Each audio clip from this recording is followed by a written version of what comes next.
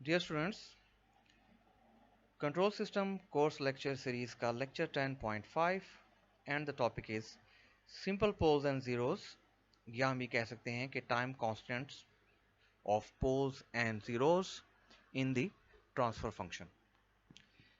Okay, let's start. तो simple poles and zeros की अगर हम बात करें तो सबसे पहले हम स्टार्ट करेंगे factors of poles and zeros कैसे होते हैं। हमें पता है कि टाइम कांस्टेंट फॉर्म में 1 प्लस टी ऑफ एस जो है वो हमारा फैक्टर होता है। बोथ पोल्स या जीरोस में इसी तरह का सेम फैक्टर होता है और प्लस माइनस वन लगाने का मकसद ये है, यहां से अंदाजा हो जाएगा कि numerator is for the plus one means it is for zeros and the denominator is minus one. मतलब ये है कि पोल्स को हम यहां पर माइनस वन के फैक्टर से काउंट करेंगे। तो इस तरीके से 1 plus j omega t plus minus 1. Okay, now start with the simple pole. तो हम यहां से ले सकते हैं 1 plus t of s minus 1.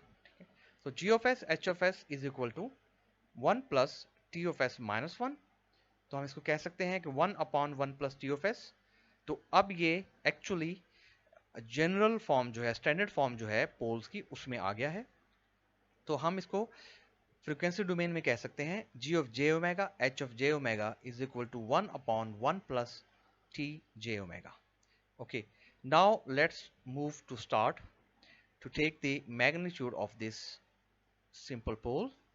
So g of j omega h of j omega का magnitude is equal to 1 upon 1 plus omega t का whole square का under root. So after the simplification we can get this one 1 plus omega t का square inverse हो जाएगा because shifting from denominator to numerator. Now take the magnitude in dB. So therefore in dB magnitude is equal to 20 log of this factor. This means 20 log of 1 plus omega t का square into inverse.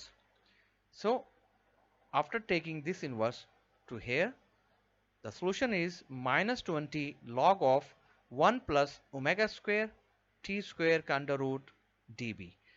तो अब हम ये कह सकते हैं कि हमारे पास फैक्टर जो है वो आ गया है फॉर द सिंपल पोल। तो क्या अब इससे हम स्केच कर सकते हैं मैग्नीट्यूड प्लॉट को, वो देख लेते हैं। Now instead of sketching magnitude plot exactly according to this equation, हम क्या करते हैं, we can approximate this into two regions. हम दो रीजन्स पे अप्रोक्सीमेट कर लेते हैं with respect to the frequency and can draw straight line approximated magnitude plot. हम मैग्नीट्यूड प्लॉट को अप्रोक्सीमेशन कह के प्लॉट कर सकते हैं स्ट्रेट लाइन का, और then by applying correction we can modify it in an accurate one if required. So we will not consider the correction in this lecture. Okay, हम सिर्फ अप्रोक्सीमेशन को देख लेते हैं कि किन दो शराइत के थ्रू हम अप्रोक्सीमेशन करेंगे फॉर द फ्रीक्वेंसी. तो स्टार्ट करते हैं. द अप्रोक्सीमेशन इज, अगर हम ये कहें for low frequency range omega is very very low, ठीक है, ऑफ 1 अपॉन टी. हम बात करें ओमेगा जो है वो बहुत ही लो है for the factor of this time constant. तो हम कह सकते हैं omega is too low of 1 upon T. So if will move T to this side, that is, और ये वाला फैक्टर हम यहां अप्लाई करें तो हम कह सकते हैं omega square T square is too low to 1. तो इसका मतलब ये होगा कि हम इसको, इस फ्रीक्वेंसी रेंज को निगलेक्ट कर सकेंगे, हैंस कैन बी निगलेक्टेड. तो क्या होगा, magnitude in dB is equal to minus 20 log of 1 is equal to 0 dB. तो इसका मतलब ये होगा कि इतनी लो फ्रीक्वेंसी पे ये क्या होगी, straight line of 0 dB only. तो for the low frequency range we can easily neglect this factor of the approximation. Now let's move to the next one के हाई फ्रीक्वेंसीज पर हम इसकी अप्रोक्सीमेशन किस तरीके से कर सकेंगे. For high frequencies, if we select omega is greater than 1 upon t, तो it means 1 is lower than this one, ठीक है, is 2 lower than this one, तो means frequency greater हो गई है। तो अब हम मैग्नीट्यूड इसका लेंगे, ठीक है, मैग्नीट्यूड इसको वहां पर इस्तेमाल करके, तो मैग्नीट्यूड लेंगे इन dB -20 log of omega T dB। तो ये फैक्टर हमारे पास आ जाएगा फॉर दी हायर फ्रिक्वेंसीज में ओमेगा टी का, ठीक है। तो ये होगा -20 log of omega T dB। तो क्या होगा, स्लोप कितना होगा, it is a straight line of slope -20 dB per decade. तो अब क्या होगा, नाउ इट इज नेसेसरी, जब हमें ये तो पता चल गया है कि वन सिंपल पोल पे -20 dB पर डेकेड का स्लोप होगा फॉर दी हायर फ्रिक्वेंसीज, ठीक है, not lower frequencies. Lower frequencies पे हम उसको 0 कंसिडर करेंगे, ठीक है, लेकिन हायर फ्रिक्वेंसीज पे हमें अंदाजा हो रहा है कि वो -20 dB का पर डेकेड का स्लोप आ रहा है। Now it is necessary to find a frequency omega. अब हमें फ्रीक्वेंसी निकालनी पड़ेगी which separates the frequency range into 2, low and high, ठीक है। This is the value of frequency at which straight line of slope -20 dB per decade in high frequency range intersect with 0 dB line। अब क्या होगा कि ये वो frequency होगी जो कि स्लोप को -20 dB पर डेकेड के स्लोप को इंटरसेक्ट करेगी विद 0 dB लाइन। कहां पर, इन लो फ्रीक्वेंसी जोन। तो ये चीज आपको बहुत हद तक तब क्लियर होगी कि जब हम इसकी एग्जांपल सॉल्व करेंगे और देखेंगे कि किस तरीके से हाई फ्रीक्वेंसी से लो फ्रीक्वेंसी जोन में इंटरसेक्ट करेंगी और 0 dB लाइन से, ठीक है, और -20 dB पर डेकेड का स्लोप किस तरीके से ड्रॉ होगा। तो अगर हम बात करें कि फ्रीक्वेंसी हम किस तरीके से निकालेंगे, तो -20 log ऑफ ओमेगा टी जो है वो इज इक्वल टू 0 dB है। तो हम कह सकते हैं कि omega T is equal to 1 और फ्रीक्वेंसी जो हमारी होगी वो होगी omega is equal to 1 upon T से। तो इस फ्रीक्वेंसी को हम क्या कहेंगे, this frequency at which change of slope from 0 dB to -20 dB per decade occurs is called corner frequency. और इस कॉर्नर फ्रीक्वेंसी को हम डिनोट करेंगे ओमेगा सी के साथ, ठीक है। This is the omega. तो omega is equal to 1 upon T, और ये जो ओमेगा है इसको हम ओमेगा सी कहेंगे। और ये वो फ्रीक्वेंसी होगी जो 0 dB से -20 dB पर डेकेड पे किस तरीके से चेंज ऑफ स्लोप करेगी, ठीक है। और इसी तरीके से सिंपल पोल की बजाय अगर हम सिंपल जीरो लेंगे तो magnitude plot for simple zero is a straight line of 0 dB, ठीक है। और कहां से स्टार्ट होगी, from the omega C is equal to 1 upon T. तो इसका मतलब ये होगा कि according to the different poles and zeros, ठीक है, हमें सिस्टम की कॉर्नर फ्रीक्वेंसीज निकालनी पड़ेंगी और सिस्टम की कॉर्नर फ्रीक्वेंसीज निकाल के फिर ये जो स्लोप्स हैं ये -20 या -40 ये अप्लाई करने होंगे, ठीक है, जो कि इंटरसेक्ट करेंगे 0 dB पे, ठीक, और with respect to the different corner frequencies of different poles and zeros, जो कि करस्पॉन्ड होंगे, करस्पॉन्डिंग पोल्स एंड जीरोस होंगी। तो हम कह सकते हैं कि for the magnitude plot of simple zero straight line of 0 dB to omega C जहां पर कॉर्नर फ्रीक्वेंसी आएगी, और then slope line of +20 dB per decade. तो मतलब ये हुआ कि पोल के लिए -20 dB पर डेकेड का स्लोप और जीरो के लिए +20 dB पर डेकेड का स्लोप होगा। अब देख लेते हैं मैग्नीट्यूड प्लॉट हम देख चुके हैं, अब हम देख लेते हैं फेज एंगल प्लॉट। तो फेज एंगल प्लॉट के लिए अगर हम ये कहें कंसीडर सिंपल पोल, तो हमें पता है 1 upon 1 plus T of S in frequency domain G of J omega H of J omega is equal to 1 upon 1 plus T J omega angle, ठीक है, एंगल ऑफ दिस। तो अब हम निकाल सकते हैं according to the angle formula, ठीक है।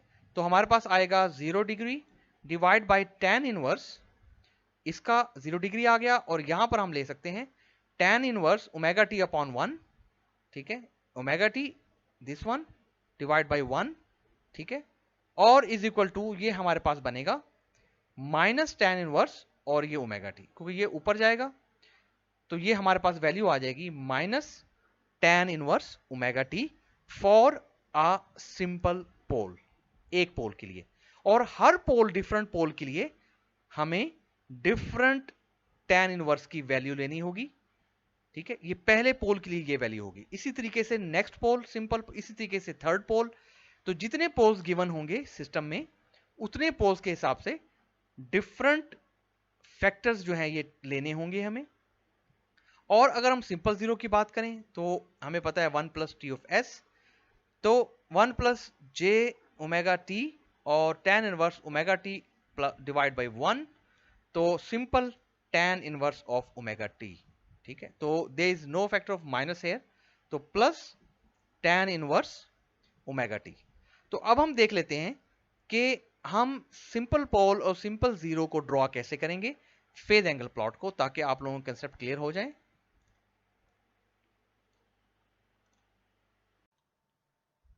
अभी हम यहां देख लेते हैं कि सिंपल पोल्स एंड जीरोस का फेज एंगल प्लॉट जो है वो कैसे बनेगा।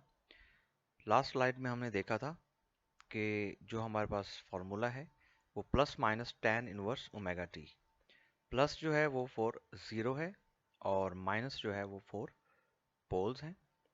और फ्रीक्वेंसी हमें जो है वो लेनी है, जिसके थ्रू हमें यहाँ पर पुट करके और फेज एंगल्स के जो डिफरेंट वैल्यूज लेनी है डिग्रीज में और उनको प्लॉट करना है। तो कॉर्नर फ्रीक्वेंसीज होंगी with respect to different poles and zeros. तो यहाँ पर हम एक ही फ्रीक्वेंसी ले रहे हैं दोनों के लिए और फिर चेक करेंगे कि कैसे दोनों के जो प्लॉट हैं वो बनेंगे। तो omega C is equal to 1 upon t is equal to 0.1, पहले 0.1 ले रहे हैं, सेकेंड फ्रीक्वेंसी 0.5 है, थर्ड फ्रीक्वेंसी 1, फोर्थ 2 है और 10 है। और इन तमाम फ्रीक्वेंसीज को प्लॉट करेंगे ऑन दी नॉन लीनियर, ये जो लॉग ऑफ ओमेगा है यहाँ पर इनको प्लॉट करेंगे नॉन लीनियर एक्स एक्सिस की तरफ। तो हम देख रहे हैं कि 0.1 अगर फ्रीक्वेंसी ली जाए तो tan इनवर्स की जो वैल्यू आएगी प्लस माइनस में वो आएगी 5.71 डिग्री। तो अगर हम यहाँ देखें तो इस एरिया में यहाँ पर हमारे पास 0.1 की फ्रीक्वेंसी है और इस फ्रीक्वेंसी पे जो एंगल बन रहा है वो हम देख सकते हैं प्लस और माइनस का। तो ये निचला हिस्सा माइनस का है, -5.71, और ये हिस्सा प्लस का है। Next corner frequency omega C is equal to omega is equal to 0.5 और इस एरिया में 26.6। तो हम देख सकते हैं कि इस जगह पे यहाँ पर और यहाँ पर प्लस माइनस में 26.6 का एंगल जो है वो जनरेट हो रहा है, जो कि इस फॉर्मूले से निकाला गया है। और 1 पर जब ओमेगा सी 1 होगी तो प्लस माइनस 45 डिग्री का एंगल बनेगा और हम देख सकते हैं कि ओमेगा 1 पे और दिस इज द 45 डिग्री यहाँ पर हम देख रहे हैं और ये प्लस का, ठीक है। ऊपर वाला हिस्सा जीरो प्लॉट का है और निचला वाला हिस्सा जो है वो पोल प्लॉट का है। और नेक्स्ट फ्रीक्वेंसी पे देख लेते हैं 2 पे जो है वो प्लस माइनस 63.4, तो हेयर इज अ 2, तो तकरीबन -45 से नीचे की तरफ जाएंगे तो -90 आएगा। तो यहाँ पर तकरीबन -63.4 है और इस पॉइंट पर +63.4 है। और इसी तरीके से जब 10 की फ्रीक्वेंसी होगी तो ये नियरली +-84.3। तो हम देख सकते हैं at 10 frequency this is here is 90, तो 90 से थोड़ा ऊपर आएंगे तो -84 है। तो एट 10 फ्रीक्वेंसी ओमेगा सी, और यहाँ पर अगर हम देखेंगे तो ये +84.3 है। तो इस तरीके से डिफरेंट जीरोस एंड पोल्स का with respect to this formula हमें एंगल्स निकालने होंगे। अगर दो पोल्स होंगे तो दोनों पोल्स के एंगल निकाल के उनको सबमिट ऐड करना होगा। और इसी तरीके से तमाम फैक्टर्स जो हैं उन तमाम फैक्टर्स के एंगल निकाल के और रिजल्टेंट जो है एंगल वो निकलेगा हर कॉर्नर फ्रीक्वेंसी का। तो इसके बाद जो है वो नेक्स्ट वाली वीडियो में एग्जाम्पल करेंगे ताकि आप लोगों को अंदाज़ा होगा कि स्टेप बाय स्टेप किस तरीके से बॉडी प्लॉट को सॉल्व करके सॉल्यूशन लिया जा सकता है। Thank you.